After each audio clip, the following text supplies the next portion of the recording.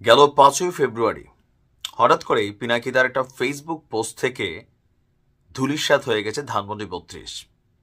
এরপরে এটার জোয়ার বয়ে গেছে সারা বাংলাদেশের অনেক আওয়ামী লীগের এমপি মন্ত্রীদের ব্যক্তিগত বাড়ি সম্পত্তি এগুলোর উপর। তো এই ঘটনাগুলোর পরে স্বাভাবিকভাবে যাদের বাড়িঘর ক্ষতিগ্রস্ত হয়েছে, যারা ক্ষতিগ্রস্ত হয়েছেন তারা পাল্টা প্রতিশোধ নিতে চাইবেন। এটা খুবই স্বাভাবিক। আপনি থাকলে আপনিও নিতে চাইতেন, আমি থাকলে আমিও নিতে চাইতাম যে এই লোকটার কথায় এত বড় ঝামেলা হয়েছে। তো এই যে বিশাল যজ্ঞ ঘটাই দিলেন পিনাকিদা, তো এইটার একটা ইফেক্ট কিন্তু তার উপর পড়বে, এটা তিনি বোঝেন। ইভেন গণমাধ্যমে আমরা বিভিন্ন খবর দেখছি, এখন পর্যন্ত সত্য প্রকৃত ঘটনা হচ্ছে ঘটনা ঘটেনি, তবে আশঙ্কা করা হচ্ছে এমন কিছু ঘটবে। দর্শক, পিনাকি দাদা গতকালকে তিনি একটা ফেসবুকে স্ট্যাটাস দিয়েছেন, একটা বার্তা দিয়েছেন। কোনটা? যে প্রিয় দেশবাসী, বাকশালীরা মানে আওয়ামী লীগেরা আমার পরিবারের সদস্যদের ব্যক্তিগত তথ্য প্রকাশ করে দৃশ্যত আমার পরিবারের উপর চাপ সৃষ্টি করার এবং আমার বগুড়ার বাড়িতে হামলা করে বাংলাদেশে একটি অরাজক অবস্থা সৃষ্টির পায়তারা করছে। যেহেতু পিনাকির নির্দেশে বা তার বক্তব্যের মধ্যে এতগুলা মানুষের বাড়িঘর ক্ষতিগ্রস্ত হয়েছে, সো পিনাকিদা আশঙ্কা করছেন যে তার বাড়িঘরের উপর দিয়া বা তার পরিবারের উপর দিয়া, পরিবার বলতে তার বাবা নেই, মাও নেই সম্ভবত, তিনি তার বউ বাচ্চা সহ আছেন ফ্রান্সে, বাট আত্মীয় স্বজন যারা আছে বাড়িতে আশেপাশে, তো তাদের নিয়ে তিনি আসলে শঙ্কা করছেন। তিনি বলছেন যে তাদের উপর যে কোনো সময় একটা বড় ধরনের ঘটনা ঘটতে পারে। তো সেই ঘটনা ঘটলে কি করতে হবে?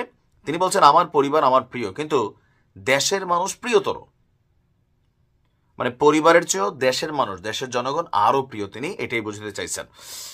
আর আমার পরিবারের কোনো ক্ষতি হলেও আপনারা শান্ত থাকবেন। এখন পিনাকিদার কি ভাই বোন বাংলাদেশে আছে নাকি নাই সেটা আমরা জানি না, বাট তিনি তাদের ব্যাপারে কনসার্ন করছেন। তিনি বলছেন আমরা সভ্য দুনিয়ার নিয়মে বাকশালীদের সাথে ডিল করব, শান্ত থাকবেন এবং আমার পরিবারের নিরাপত্তার জন্য দোয়া করবেন, ইনকিলাব জিন্দাবাদ।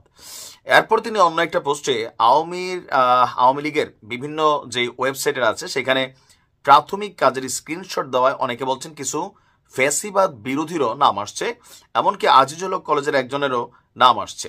আচ্ছা, যাই হোক, এখন এই ঘটনাটা আসলে কতটুকু ঘটার সম্ভাবনা আছে? প্রকাশ্যে দিনের আলোতে পিনাকির বাড়ির সীমানায় এই মুহূর্তে কেউ হাঁটবে, বাড়ির কাছে দিয়েও ছাত্রলীগ, আওয়ামী লীগ, যুবলীগ, এটা কল্পনা করা যায় না। তবে হ্যাঁ, রাতের আধারে ঘটনা ঘটতে পারে। আর আমার নিশ্চিত ধারণা যে বগুড়ার যারা লোকাল বৈষম্য বিরোধী নেতারা আছেন, জাতীয় নাগরিক কমিটির টিম আছেন, বা আইন শৃঙ্খলা বাহিনী পুলিশ আছেন, গোয়েন্দারা আছেন, প্রত্যেকেই তার বাড়ির নিরাপত্তা নিশ্চিতে কোথাও না কোথাও অবশ্যই কাজ করছে। তবে এই মুহূর্তে এমন কোনো ঘটনা ঘটবে বলে আমার ধারণা এই সাহস আওয়ামী লীগ করবে না এই মুহূর্তে আর কি। কারণ এমনিতে যে অপারেশন ডেভিল হান্ট চলছে, সো ডেভিল হান্টের মধ্যে আমরা দেখছি যে সারা বাংলাদেশে আওয়ামী লীগের বিভিন্ন পদে থাকা নেতা কর্মী তারাই ডেভিল হিসেবে চিহ্নিত হয়েছেন এবং তাদেরকেই গ্রেপ্তার করা হচ্ছে।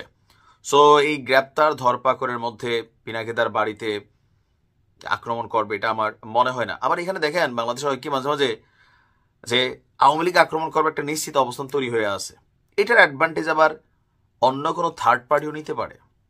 এগুলো আমি দেখে আসছি, যাতে আমরা ৫-৭ বছর নিউজ করতেছি যে এরকম অনেক সময় ঘটে যে এখন ধরেন পিনাকিদার বাড়িতে XYZ কোনো দলের কোনো ব্যক্তি কোনো গোষ্ঠী যদি একটা ঢিল ছড়ে, পুরা বগুড়াতে একটা ক্যাওস ক্রিয়েট হবে।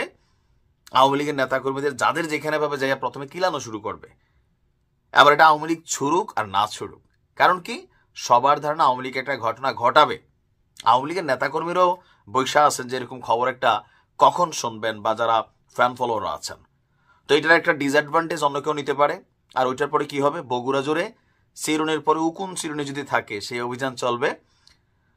দোষী নির্দোষী অনেক মানুষ ক্ষতিগ্রস্ত হয়ে যাবে, কেউ ব্যবসা বাণিজ্য করতে পারবে না, কারণ সব কিছুরই একটা না ডিসঅ্যাডভান্টেজ এই দেশে মানুষ নিয়ে নেয়।